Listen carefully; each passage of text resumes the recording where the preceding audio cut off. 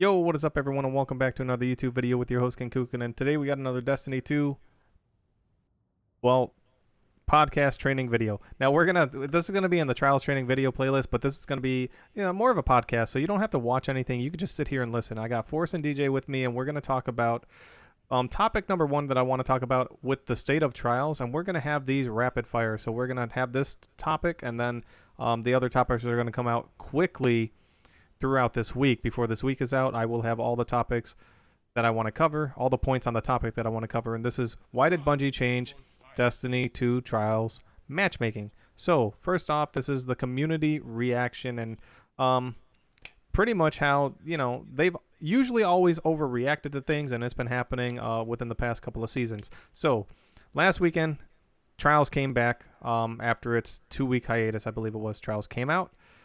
A lot of fun. Record-breaking numbers for the population of players. A good percentage went flawless. And then this weekend comes out and Bungie's like, you know what? We're going to make a flawless pool player list. And what that means is if you've gone flawless or someone on your team has gone flawless and is playing with you, you are playing flawless players. Friday started. It was a very tough and very small playlist. It was not easy at all.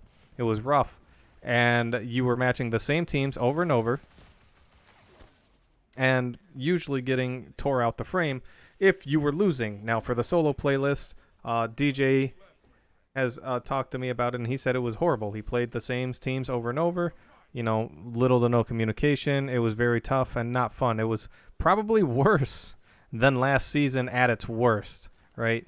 So, and I can see that being the case. 24 hours have passed. It's kind of smoothed out. So the community's reaction immediately, the loudest voices, the bigger names in the sphere, especially on Twitch, they went out and voiced their opinion on, what, we're just going to reset cards. This is stupid. This is dumb. What are you guys doing? You don't know what's going on. It went from the greatest weekend to like the worst, right? The worst decision in the world. And we're going to capitalize on kind of what is Bungie's goal for Flawless. Now, I have some tweets pulled up by DMG. If you know him, he is the senior community manager for Bungie. Or at Bungie, sorry. Senior community manager at Bungie. And let me just rattle off a couple of these tweets from him real quick. So, on this tweet, someone tweeted out, players who have never been flawless, this is a quote, this is a great change. I can't wait to go flawless. After going flawless, that was fun. Let's do it again.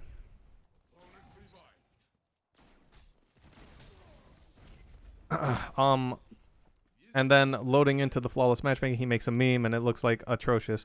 And DMG, so it goes on. Another person brought up at the mental gymnastery of suggesting this is a bad change for people who never go flawless because it'll be harder to go flawless many times on a single weekend. Reckon we'll cross that bridge when we come to it. And the original poster said, there's no stretch here. It kills replayability in the playlist once you get flawless. If the only goal of the change is to get bad players flawless once per week, then they should openly say that, but trying to pass it off as reducing the amount of 5-0s at 7 wins is BS. And DMG comes in and says, you know what? We're not in this to lie to our community. We're providing transparency through our goals. If you don't agree, that's fine, but please don't call it BS and spin it as a lie. If the changes go over poorly in feedback and data, we can make changes as necessary. Also, he goes on to say, not super keen on replayability hinging on good teams consistently matching worse teams. How is that replayability for those lower skilled teams? Really blows my mind how people are trying to argue that 5-0ing numerous teams is a healthy experience for all. And then the other person, the last reply that I believe between these two, and he goes on for quite some time. I'll read this next tweet. There were many other potential ways to reduce 5-0 games at 7 win levels that didn't involve splitting the playlist into account-based flawless and not flawless pools, many of which offered compromises to players of various skill levels. Oh, there's a turret up here. So, with that being said, I would have to agree, it is not fun for people to sit there and have to play teams that have gone flawless and then like they're not. Like, it's just a very bad experience.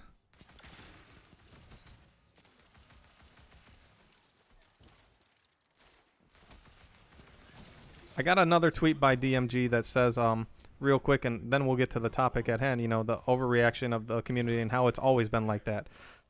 All right, so one more. Someone says, not a fan of this if I am interpreting this correctly. So he quotes, okay, Cosmo tweets out, once you go flawless for the week, you start by trying to match with other flawless folks. It may eventually restore to matching against non-flawless. It resets each weekend. All right, that was on the 16th. So right before trials opened up. I believe that was Thursday. This person said, not a fan of this if I am interpreting this correctly. What if you've gone flawless and are trying to help two non-flawless friends?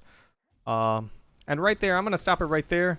The game was never meant to, like, adhere to people that want to help others, in a sense that, you know, the streaming community, in my opinion, just because we're streaming and we're streaming that we're helping people doesn't mean Bungie has to make a place for us to feel like it can be easier for us to do our job or passion. All right, I think, you know, that shouldn't be their main focus, and we'll get to that on another, either in this topic or another topic. Force is here to keep me on point. Now, they now get the short end of the matchmaking stick because you got flawless with another team. Seems rough for replay value. And DMG comes out to say, lots of focus on the haves, very little on the have-nots. You know, and he's referring to a bunch, you know. Oh, wow.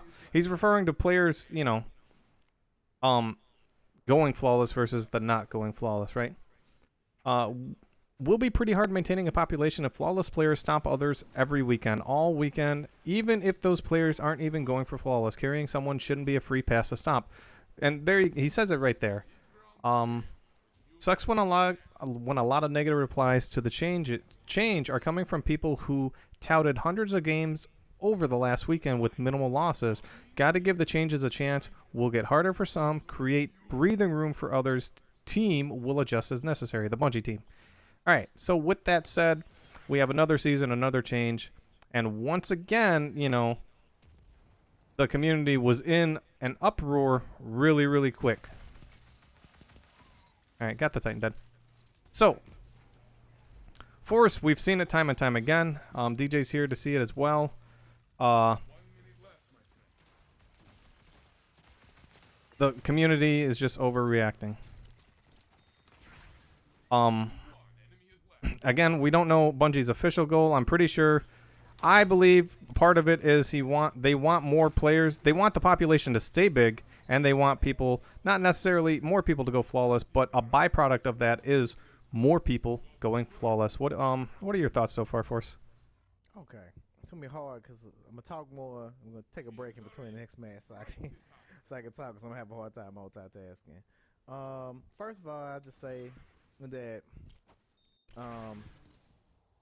every time there is a change that makes people that make the most noise in the room uncomfortable, they always kind of do this, where they'll like kind of cry and whine about something, and it's interesting that they do this.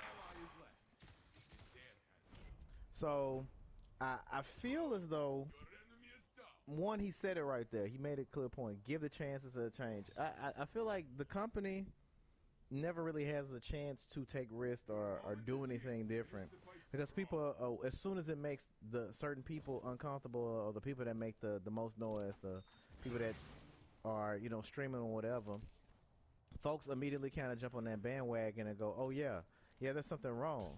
And he's right. Like, it's not about being sweat or whatever. They're trying to get a balance where people will continue to play the game, because at the end of the day, that is the goal. The goal is to get people to play the game. And if people aren't playing the game, then, well, it's a waste. It's literally a waste. So I think that's the main thing.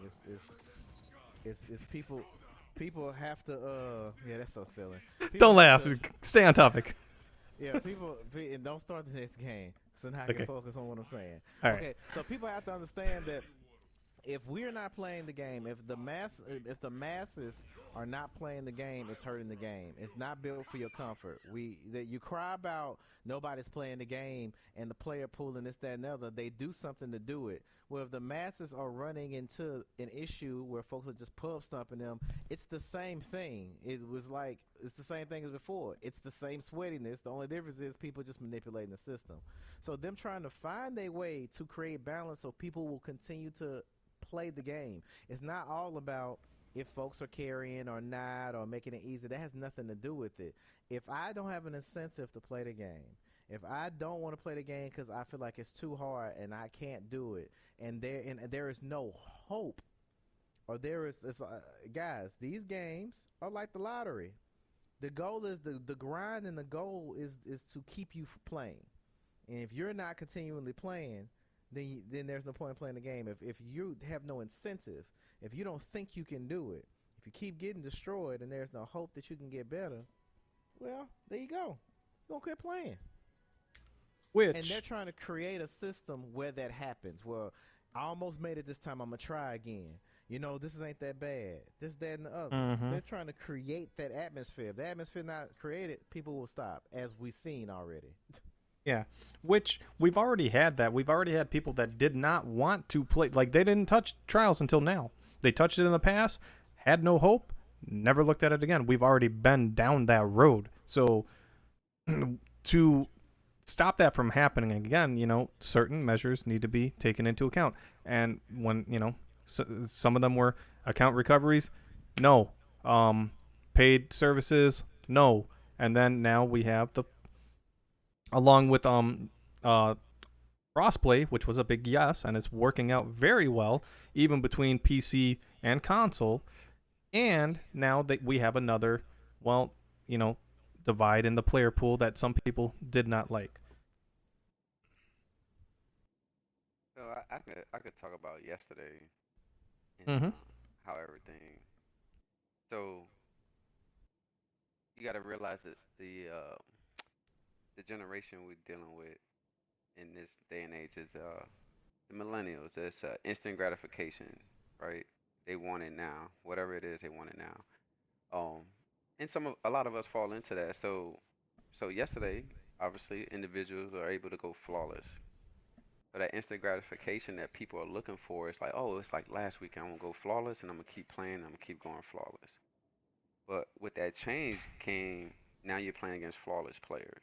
Now you don't have that instant gratification of constantly beating up on individuals or beating them and not giving the Bungie a chance for the system to take place for the people who haven't been flawless to get to their flawless rewards, to go into the flawless pool and start filling that pool up because it's gonna empty as people go flawless. It empties the unflawless players roll into the flawless.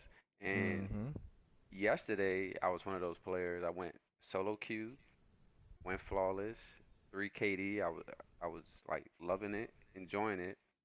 And literally the first 3 games after my flawless, I literally matched 3 stack, really good 3 stack here on the Asian network, and I was with 3 solos. And those other individuals that went solo couldn't carry their weight. They couldn't win their ones, their twos, or anything. And you don't need to communicate. You kind of play off a player's actions. But you could just tell these guys went flawless and were either carried or helped by somebody else. So yesterday was very difficult. 7 games in a row, lost. But I was still, pushing over a 1, 2 KD in a lot of those games. 24 hours later, hop on, uh, try some games out, play with Ken and Mojo, uh, and literally night and day. It felt like I was playing yesterday's solo queue because the teams were a little better, but they were average. They just they wasn't the teams that went flawless immediately, and they wasn't, which felt good because obviously not everybody's skill level is up to that, and it wasn't the rollover teams that you played against to go flawless. So as the weekend rolls on, it's essentially going to get back to how it was on the first day of trials. Of oh man, trials doing a flawless card with your friends is a little easier now. So the trial is going to be you go flawless on day one, get in there on day one and try to play against flawless players. Now you're playing against higher competition, and uh, and that's where you got to try to grow your game in that era if you actually want to get better. And I haven't even been flawless yet, and this still feels the same as it was when I was playing with a bunch of people playing with y'all. It feels the exact same. Like the as game as seemed, as yesterday. yeah. I mean, it just feels simple. Like I felt like I was playing teams that were I didn't have an issue. I felt like my teammates didn't know what was going on, but we still won. Like we still won some games. So, and again, I didn't feel like I was playing the sweat lords. I didn't feel like I was playing people that was playing the absolute meta. Folks were just playing the game. So it didn't even seem stressful that I was playing with a bunch of people that literally had no clue that was going on because I was playing against another team that probably really didn't have a clue what was going on. So I was fine, and I didn't feel like, up. I can't just unwind. I'ma have to put on my try hard pants. I didn't feel that. And there's nothing wrong with having try hard pants games. I'm just saying those were like the first three games that we played, and I didn't have to worry about people doing the absolute most to win because this is all that's in the pool. Now, and again, I'm not one of them praise Bungie for everything, but I've just watched how unsatisfied our community is. They always whine about something when Bungie does something new. You know, it doesn't make it. Oh, why are you doing this or why are you doing that? And it's always when it's something that changes a lot of the streamers, the people that make the most noise, makes them feel a certain way, and that's not the majority. I'm pretty sure the people that went flawless, that enjoyed going flawless and kept playing, I don't think they complaining. But you don't hear them because they're not on a huge platform. And I understand that the streamers want to do their thing, and their thing is helping people go flawless, whether it's paid, unpaid, whatever. I know you ain't supposed to do that no more, but just whatever it is, that's their thing, and that's what their entertainment is based around. And there's nothing wrong with that. But at the same time, Mm-hmm. the point is not for you things to be easy for you or for everybody. The point is for the people to continue to play the game and enjoy playing the game. I used this analogy yesterday. I love Vanilla D2. It was balanced. It was the best thing ever. But it was not the best for the longevity of the game because the game is an MMO looter shooter RPG. That's what it is. Well, a very balanced esports style mentality in a game like this could not survive long term. It hurt my feelings when they went back and they but I love no random role. It was super skill based, objective play. I love that. It was balanced, except for like a couple weird broken things that they did address. It was balanced to me, but that wasn't best for the game. And all I'm saying is they just trying to do what's best for the game. And the community, they give the community what they want and they complain about it. They do something different to try to help the game out, they complain about it. Every time Bungie do something, it's always something that makes them upset. And like I said, I just feel like the community can't, as a whole, will never be satisfied because as I've watched them from D1 to D2 to all the way up to this now, it's just impossible to satisfy them. So I just say, Bungie, stop listening, do what you think works, test it out, take a risk, see what happens. If they whine hard enough, go back, but give it a shot. Everybody else, be quiet. Let them try. Let them try to figure the game out to make it best, so everybody can keep playing. Cause it don't matter if the streamers are playing the game every day. That don't help Bungie that you getting all your subs and the streamers and all that. That don't help them. What helps them is the people continue to play and support the game. And the more people they get in, the more people that continue to play. I know people don't like that. 90% of the community are casual gamers. They're not hardcore and they're not competitive. And this is not a competitive game. So whatever it is that keeps them playing and makes them happy, that is who they need to listen to. Not me who like balance and competitive aspect. Not streamer who needs to do his carries so people can keep throwing subs at him and all the other good stuff.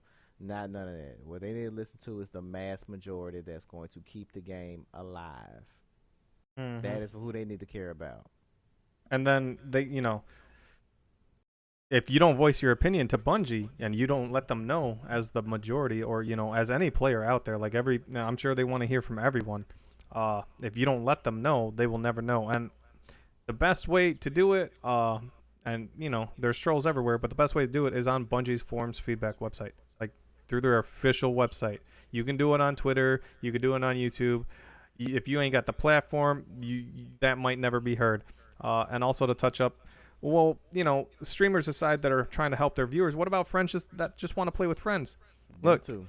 Bungie wants them to enjoy the game. The game, remember, games came out for people to enjoy, and of course for friends to connect, have fun, and relax. But as we've seen, 24 hours passed, everything got a little bit better. If you have to wait for Friday to be done and then group with your friends, hey, we're not asking for an arm and a leg, right? They're asking for time. And it may not be the perfect solution and it may not stay like this, but give them time. Don't be their greatest enemy. Be their biggest asset. So, with that said, on the next episode of the podcast, we will talk about what are some of the things we can do to avoid dry seasons, lower player population, and the effects of, this rule being in place when those happen for the long term of the game. Oh, I'm ready for that one. Thank you. Yesterday, though. Yeah, thank you so much for listening. We will see you soon, and good luck at the lighthouse.